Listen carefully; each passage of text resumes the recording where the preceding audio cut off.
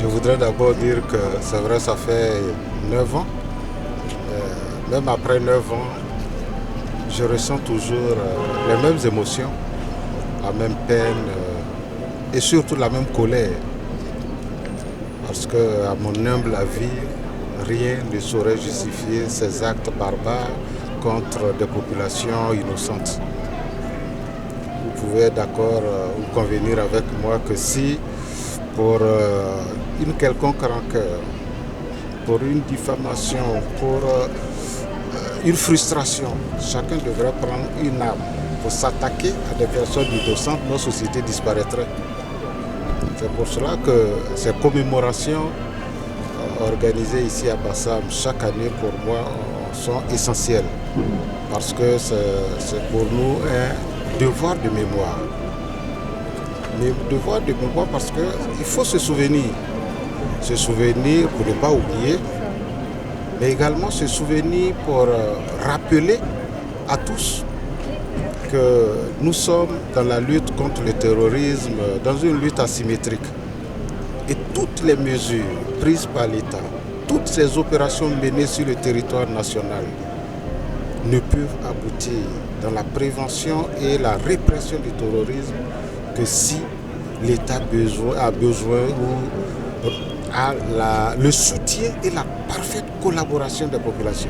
Les forces de l'ordre seules n'arriveront pas. Donc ces commémorations permettent d'appeler l'attention des populations. Ayons vraiment une pensée pieuse pour les victimes, les 19 victimes de Bassam, qui sont de nationalités différentes. Les premières images, ce sont des coups de feu de ce jour, vu que ce n'est pas des coups de feu que nous avons su que nous sommes attaqués. Et voilà. Après, il y a la peur qui est installée, parce que depuis lors, il n'y a pas eu de suivi. Et donc, vous pouvez comprendre qu'il y a toujours des séquelles.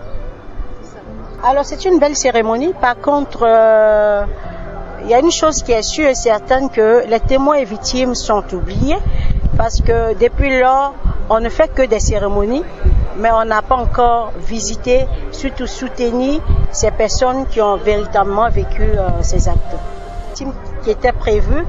Mais vous savez, c'est des terroristes eux-mêmes qui devaient nous dédommager. Mais nous ne les connaissons pas. C'est pour cela que nous demandons au gouvernement, puisque nous sommes citoyens ivoiriens, que nous devons être protégés par notre président. Et donc, nous ne connaissons pas les terroristes. Nous connaissons que le gouvernement, à sa tête, son Excellence, le président Alassane Ouattara. Et voilà, c'est lui seul qui peut...